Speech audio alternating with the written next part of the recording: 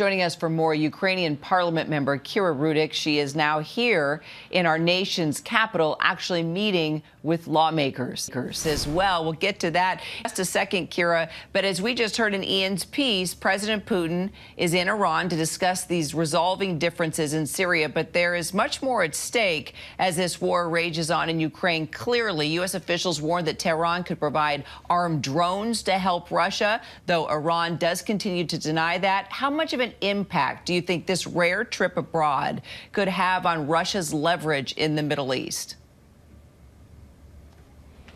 Hello, thank you so much for having me. Well, first of all, we see that Putin starts to realize that he cannot win the war alone. And I do believe that he cannot win the war at all. And his trip is a search for the additional allies in his situation, which he does not have a whole bunch to choose from. Iran is one of the small amount of potential allies, and he will try to get as much as possible and to show that there is somebody who is supporting him. For us, of course, it is a sign that everybody needs to gather up on acknowledging Russia as state sponsor of terrorism, to implement second-hand sanctions on everybody who has even idea of dealing with Russia, trading with Russia, or providing help and support to Russia. So, you say U.S. taxpayers should not be paying for Putin's crimes, that Russian money should be used for this fight. So what exactly do you mean by that? What are you trying to achieve here with that? Right now, there is $350 billion US of frozen assets in the United States. And this money needs to be unfrozen and taken and used for help to Ukraine or to cover for all the expenses that you guys already have to support Ukraine. Because right now we see that the economical situation is complicated and it will not get better till the end of the year. And we need to look for additional funding anywhere. And this is a very logical and very good solution on the issues that we are having right now. Not only in the United States, but with the other allies that Ukraine has, with the United Kingdom, European Union. Everywhere where I'm coming, I'm working with the legislators on the bills that will allow of unfreezing Russian assets and using them to cover for the support that Ukraine has been receiving. So you also heard Ian report this, and you know this as well. Your First Lady, Olena Zelenska, is going to be here in Washington today as well to meet with First Lady Jill Biden. She is going to address Congress tomorrow.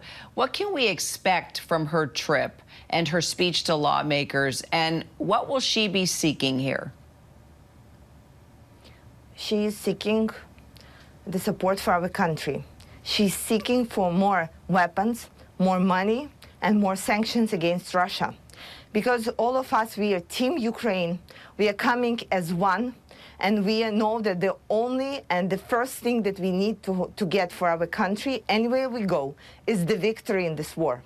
And this is why we're using every chance and opportunity to tell what is going on in Ukraine and to ask for more support so we can stop the atrocities, stop the horrors that are happening right now.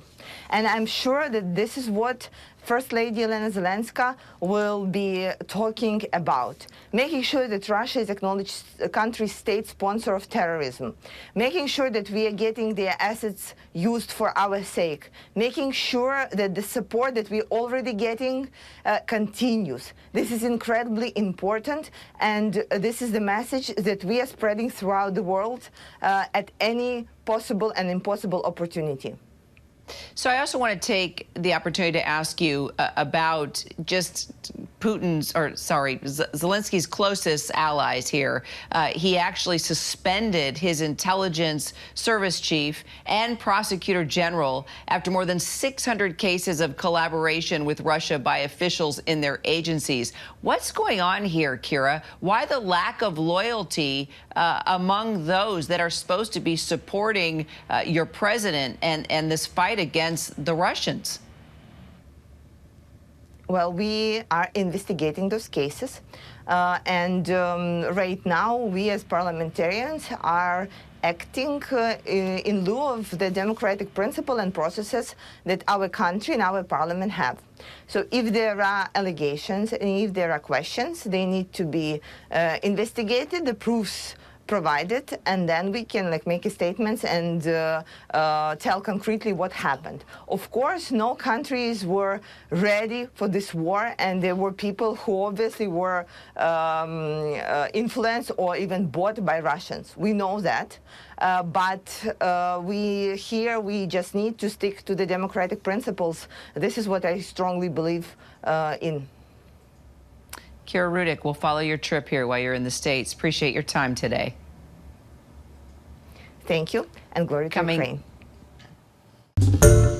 Hi, everyone. George Stephanopoulos here. Thanks for checking out the ABC News YouTube channel. If you'd like to get more videos, show highlights, and watch live event coverage, click on the right over here to subscribe to our channel. And don't forget to download the ABC News app for breaking news alerts. Thanks for watching.